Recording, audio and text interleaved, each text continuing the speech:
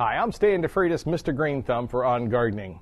We've got a plant here called the Pampas Grass. Now I know this plant looks a little bit bedraggled right now, but the beauty is that this plant will grow out of it and it's going to have beautiful pampas blooms. They're going to look great. So sometimes when you look at the plant at the nursery and you go, yeah, it's not as pretty as a rose or a hibiscus, and it's not, it will be. So have faith that you can grow something out that's going to look good. This plant is one of those plants that gets to be large.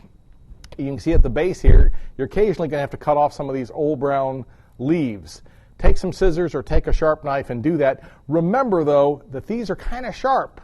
This is one of those plants you might want to use for crowd control. If you don't want somebody going through your backyard, plant about 3 or 4 of these in that area, and I guarantee they're not running through it.